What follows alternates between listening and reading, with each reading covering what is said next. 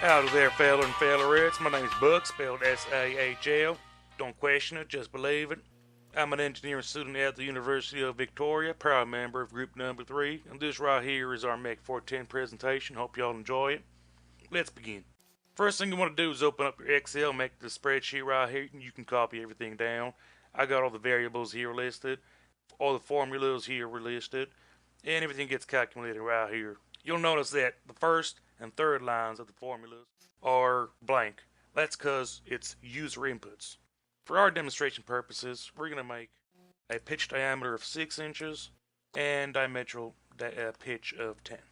And as you can see, everything is calculated right there. Next thing you want to do is open up your Solidworks, make a new part. Alright, real nice. The first thing you want to do is sketch. Go to sketch, sketch tab, then go to sketch. Then select your front plane. And now you want to draw 4 arbitrary circles from the center. Size won't matter for now. We're going to adjust that later. That's 1, 2, 3, and 4. Real nice. Green check mark for the go. And next thing you want to do is go to the Smart Dimension tab right here and pull out the dimensions right here. After that, you want to go refer back to your Excel spreadsheet. Now the numbers we're going to take from here are this one, pitch diameter, this one, outside diameter, root diameter, and base circle. We're going to start from smallest to biggest, so let's just copy that right now and plug her in right there. Now next one, smart diameter, smart dimensions are, and go back in here, and the next biggest was this one. Then this one was, I believe, 6 inches. And last but not least should be 6.2. Real nice. Green check mark. And next thing you want to do now, zoom in up here. And your pitch diameter circle, right click. Construction line. And your base circle, right click. And construction line. Now draw a vertical line from the center all the way up. Make sure it's at 90 degrees. I'll show you how to adjust that if it's not. Length is arbitrary, just has to be bigger than the circle, or quite a bit bigger, just like that. And next thing, you click on this. This is where you adjust it. If it's not 90 degrees, top 90 right here. Click the enter button. Green check mark right there. And you're done. Right click that line, construction, and now we're going to make one more line right here. This can be in any angle, and just rough it up to be the same length. Right there is good. Escape. Now we're going to refer back to our Excel spreadsheet, and now we'll look at the critical angle right here. It's 3. We're going to take that number and divide it by 2, and I'll tell you why in a sec. Go back to Smart Dimension, click this line and the vertical construction line, and you'll get the angles right there. 3 divided by 2. 1.5, that's great. And green check mark. Now we're going to mirror this line onto the vertical construction line right there.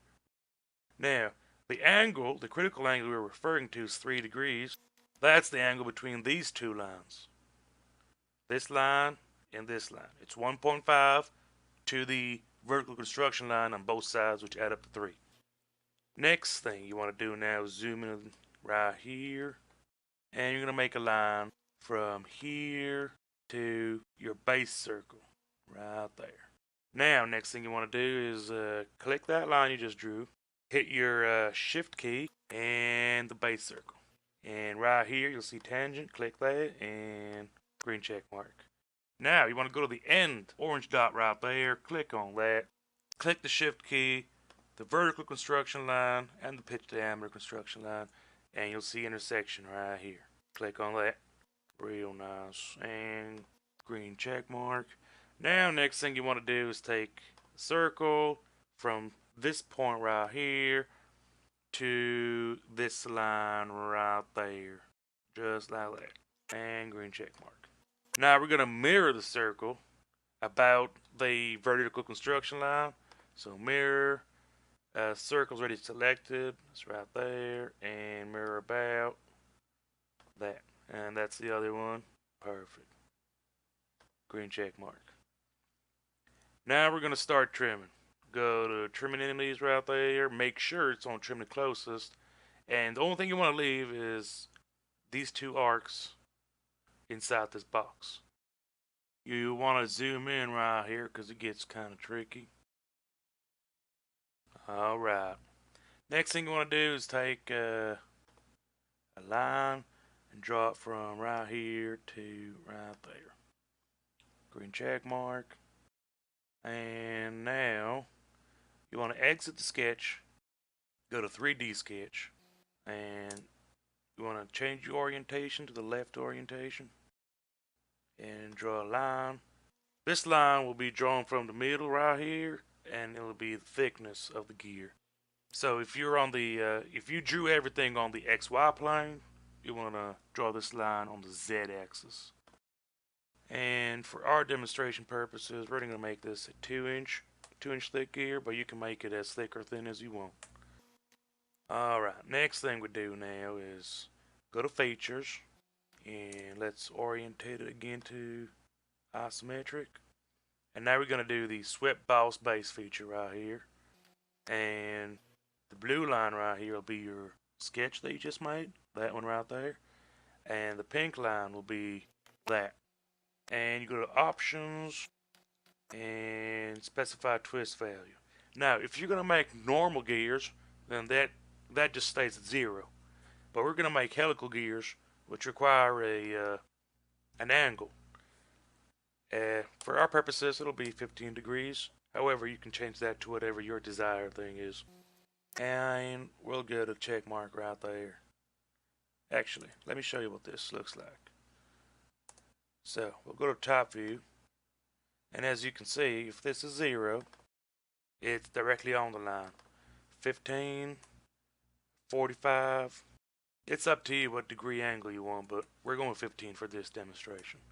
And then click the green check mark right there. Next thing you want to do is go back to your isometric orientation. Click the spacebar and this menu pops up, and isometric right there. Next thing you want to do is click this arrow right there. Go to your 3D sketch, right click on that, and right click on the eye right here just to show everything. And then we'll zoom out. Reason why you want that is because you want to see this line right here. Because next we're going to do is go to this right here. So go to linear pattern, don't click it, go to the bottom arrow, go to circular pattern, and now we're going to do bodies, and that's going to be our body right there, this whole thing. Under parameters right here, you'll see this blank space, click on the line, and that's a preview of what it's going to look like. Couple things to make sure of right here. You want a full circle, 360 degrees, and this number right here, you have to refer back to your Excel spreadsheet, and it'll be the number of teeth right here. Alright, copy that down, and go here and enter that number right there. And next thing you do is you just click the green check mark right there. And I'll show you a preview of what this looks like in a second here. Now, ain't she pretty? Alright. There's only one last step to do here, and that's to fill in the hollow circle right there. So to do that, go back to your sketch. Click on sketch. This warning will pop up. Go back to this tab right here. Select the front plane. And hit the space bar and also select the front plane from here. And now we're going to draw a circle from the center. And it'll be arbitrary because we're going to set it back to our base circle. And smart dimension that. And refer back to your Excel spreadsheet. Now you want the base circle. That's because our gears, if you remember, were drawn on that base circle. So copy that and do that. And now that's perfectly where you want it to be. Click on the green check mark. Now we're going to exit. Go to features, extrude, and you want this to be 2 inches to match your gears, and check mark.